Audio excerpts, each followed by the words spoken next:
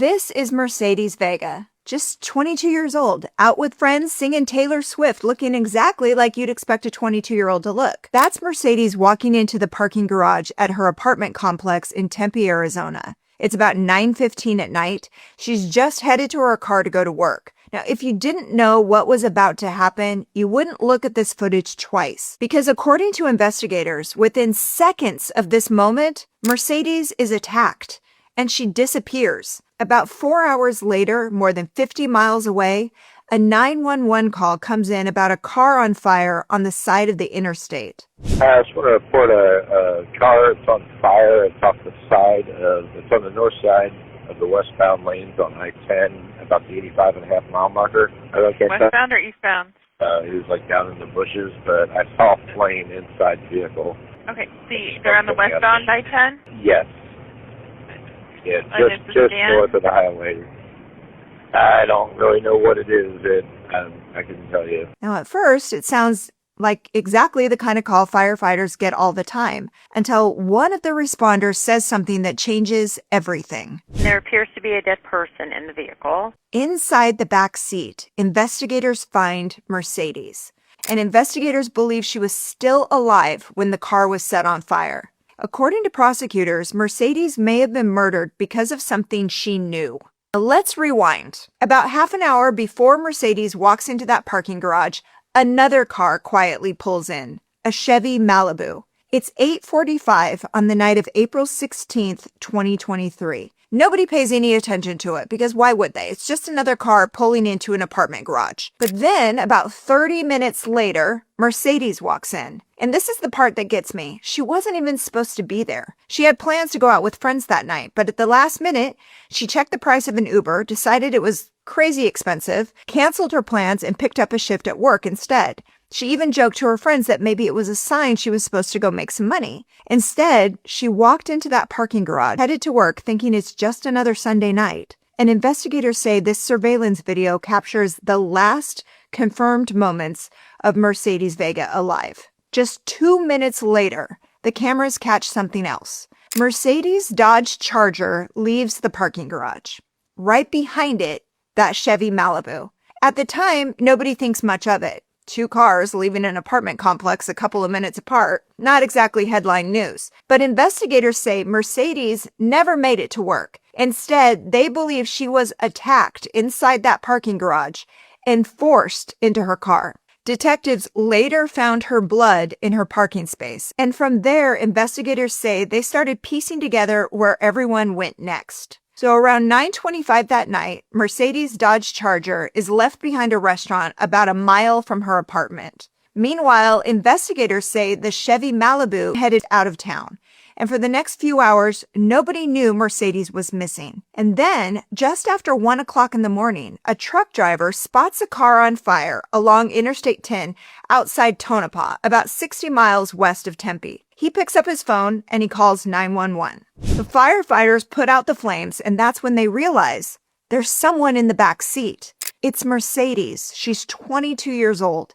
And then the autopsy starts filling in what happened before that car was ever set on fire. So according to the medical examiner, Mercedes had been tortured, hit in the head, shot in the arm, and investigators say she was forced to swallow bleach. The medical examiner found evidence of bleach in her throat. Now, detectives also found bleach bottles, lighter fluid, and latex gloves inside the burned Chevy Malibu. And then you get to the part of the autopsy that changes everything. She didn't die from any of those injuries. According to the medical examiner, her official cause of death is smoke inhalation, which means she was still alive when that car was set on fire. To investigators, that says something important. This wasn't random. It wasn't a robbery gone wrong. Whoever did this took their time. They planned it. They went to crazy lengths to cover their tracks. So where do you even start with something like this? Well, detectives start with the car, the burned Chevy Malibu. And almost immediately it starts raising eyebrows because investigators trace it back and learn it had a salvage title. Now, according to police, it had been bought just a month earlier through OfferUp by someone using a fake name, which is, let's just say, not usually a sign you're planning to use the vehicle for honest, everyday errands. And then the next day, detectives locate Mercedes' actual car, her Dodge Charger. It's exactly where someone left it, parked behind that restaurant about a mile from her apartment. Her purse is still inside. Her keys are still inside. Investigators also find her blood on the passenger seat. So at this point, detectives are looking at an apparent kidnapping, a torture murder, a car set on fire, a second vehicle apparently bought under a fake name, and absolutely no obvious reason why any of this happened. Until they discover something else. This is not the first time Mercedes has been the victim of a violent crime. 3 years earlier, on October 12, 2020, around 4:15 in the morning, she was just getting home from work. At the time, Mercedes was working a couple of nights a week dancing at a local club called Les Girls. The plan wasn't to do that forever. She was just saving up to become a certified personal trainer. And that night had actually gone pretty well until she pulled into her apartment complex. And then out of nowhere, according to what she told police, a masked man runs up with a gun and he wants everything: her keys, her wallet, her phone, and especially the cash she had just made in tips. So he grabs her phone and he tries to unlock it with Face ID, which didn't work. So now he's standing there demanding her passcode instead. Mercedes refuses. So he shoves her to the ground, points the gun in her face, and he threatens to kill her. Well, at that point, the phone passcode isn't exactly the hill you want to die on. So she gives it to him, and once he's in, investigators say he doesn't just take the cash she has on her. He also uses a money transfer app to steal even more. And after that, Mercedes decides she's not sticking around there, because honestly, can you blame her?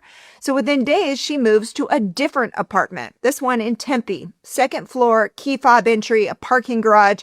Basically, all the things that make you think, okay, this should be a little safer. But 3 years later, that parking garage becomes the last place anyone ever sees Mercedes alive. And here's where the case takes another turn. And then about a month later, around 2 a.m, one of the managers spots a guy inside the club who looks an awful lot like the description everyone's been talking about. So police are called, and later that same day, Mercedes looks at a photo of him and tells investigators, "That's him. That's the man who robbed me." His name is Cujo Young. Now, he denied being involved in the robberies, but did admit, all right, yes, I spent a lot of time at Les Girls. Well, eventually, he's charged in the 2 armed robbery cases we just talked about, and Mercedes agrees to testify against him at trial. Which, I mean, that's not nothing. This guy totally traumatized her, had a gun in her face, threatened to kill her. A lot of people would have looked at that situation and said, you know what? Somebody else can handle that. But Mercedes didn't. She said yes. Now, you know as well as I do, getting charged doesn't mean the trial starts the next morning.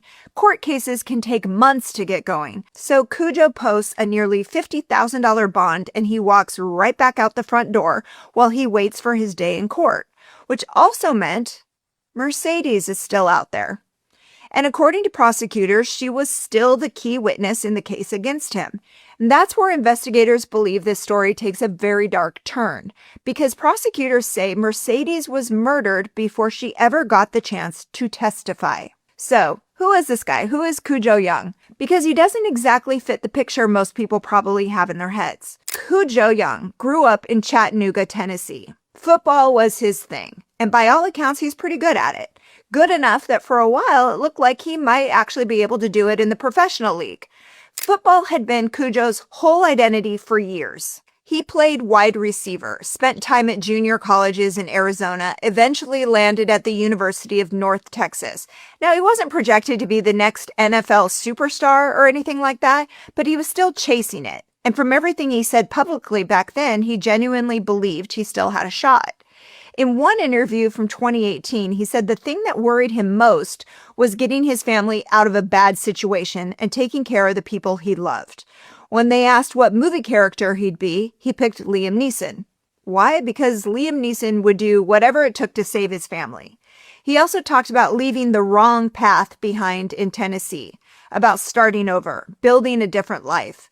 Now, whether that football dream was realistic or not, it clearly mattered to him, because even while the armed robbery case was working its way through the courts, he was still out there trying to find football opportunities, which prosecutors say makes the timing pretty important, because if he was convicted in those robbery cases, football was over. Not because nobody would want to sign him, but because he could have been looking at years in prison. But what's odd is, He had chances to make this case go away. I mean, not completely, but prosecutors offered him plea deals more than once. One offer in 2021 allegedly would have reduced the charges, and according to court records, it would have meant about 2.5 years in prison, followed by probation. And at one point, prosecutors say he wanted to take it, and then he changed his mind. And apparently that flip-flop wasn't a one-time thing. Another deal would come along, and then that would fall apart. And the case just kept dragging on until finally, after nearly 3 years, there's a trial date, April 17th, 2023. Mercedes is supposed to testify, but the night before that trial is scheduled to begin, April 16th, she disappears. Just a few hours later, she's dead. According to prosecutors, that timing, not a coincidence. Meanwhile, Mercedes' family isn't about to let people forget her. They're talking to reporters, they're out there handing out flyers, they're pleading for anyone who knows anything about her murder to come forward, basically doing everything they can to keep her name out there while they wait for answers. The problem is, from the outside, it doesn't look like much is happening. Weeks turn into months, months turn into more months, and publicly, the case just seems quiet. And then in November of 2023, Cujo Young is arrested again. Only this time it has nothing to do with Mercedes. According to court documents, investigators accuse him of being part of a major trafficking operation involving roughly 40,000 pills, which means he's suddenly facing a whole new stack of charges, including conspiracy, money laundering, transporting drugs for sale, illegally conducting an enterprise, a lot more. Meanwhile, the armed robbery case still hasn't gone to trial. It's still inching its way through the court system because, obviously, at that court date on April 17th, they have this huge thing that their witness is now dead. So when I say it's inching its way through the system, I mean inching. Plea deals get discussed, then they fall apart. Court dates get scheduled, then they get pushed back. At one point, Cujo tells the judge he's going to represent himself, and then he changes his mind. And then he hires another lawyer. It just keeps dragging on and dragging on and dragging on. But here's the thing. Just because nobody was saying much publicly didn't mean nobody was doing anything on Mercedes' case. See, detectives were starting to think this might not have been a murder that just happened to involve her. It might have happened because it involved her. And in 2024, they finally caught a break. It started with something so small you could fit it on the tip of your finger. A fingerprint. Now remember Mercedes' Dodge Charger, the one left behind that restaurant? Well, according to police, investigators found a bloody grocery bag inside, and on that grocery bag, one fingerprint. At first, nothing. They ran it through the database, no match, which is detective speak for, well, that sucks. So they kept working the case. And then almost a year later, that same fingerprint finally hits, but not in Arizona, in Tennessee. And just like that, investigators make an arrest. Sincere Hayes, a 22-year-old from Chattanooga. So now that detectives know whose fingerprint they've been staring at, they have some questions. Mainly, why does a 22-year-old from Chattanooga have his fingerprint inside a murdered woman's car in Arizona? Because that's not exactly something you can just shrug off. According to court documents, they learned he flew into Phoenix in March of 2023, about a month before Mercedes is murdered. And he didn't make the trip alone. According to investigators, another man flew with him, Jared Gray, which becomes a very important name because detectives say they lifted Jared's fingerprint from inside the burned Chevy Malibu, the same car where Mercedes was found. Now, according to investigators, his print was on a plastic cup inside the car, which would be one heck of a coincidence. But then investigators look at how this trip to Arizona was paid for. According to court documents, the airline tickets were on some third person's credit card.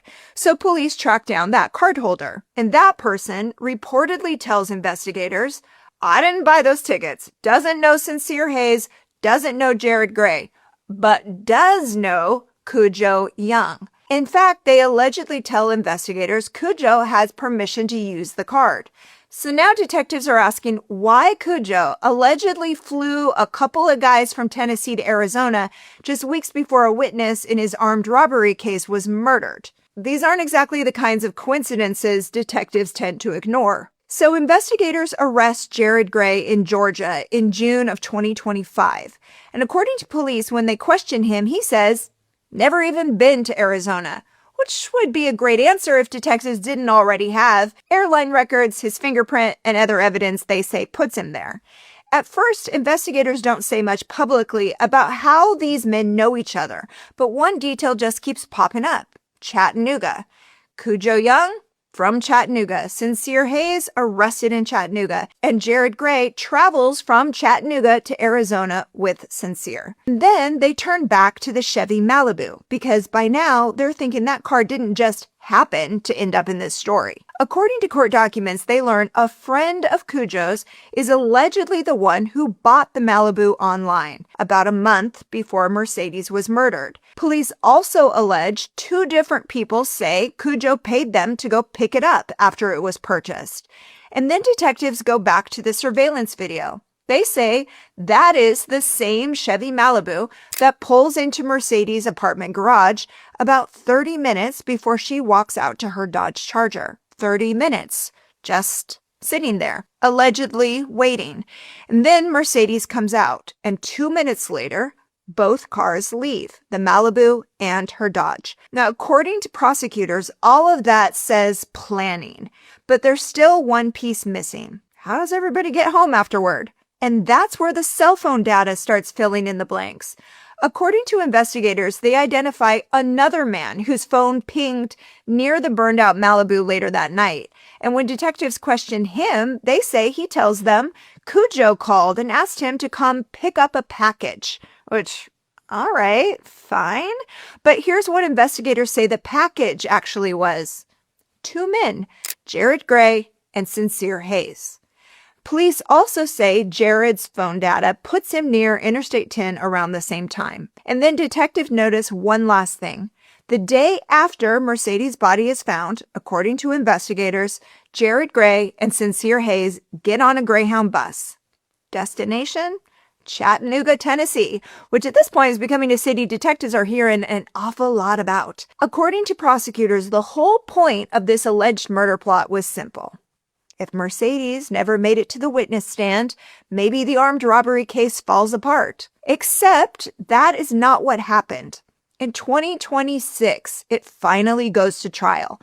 By this point, it's been postponed 19 different times over nearly 6 years. So prosecutors have to prove the robbery case without her testimony. The judge ruled the jury could not hear anything about Mercedes' murder because it could unfairly influence the trial. So prosecutors have to build the case piece by piece. They show police body camera footage from the night Mercedes reports the robbery. They introduce evidence that she had already identified Cujo Young in an official photo lineup before she died. Then they pull out the paperwork, cell phone records, financial records, surveillance video, and in the end, the jury convicts Cujo Young of armed robbery. He got 14 years in prison for robbing Mercedes and 9 years for trying to rob the other dancer, which means if prosecutors are right about the motive for her murder, the one thing this entire plan was allegedly supposed to prevent, that happened anyway. Now that's the robbery case. The murder case is separate. They're looking at murder, kidnapping, arson, theft, and conspiracy. And all 3 men have pleaded not guilty to those charges, and the allegations against them have not yet been tested at trial. But prosecutors say if they're found guilty, they're going to push for the death penalty.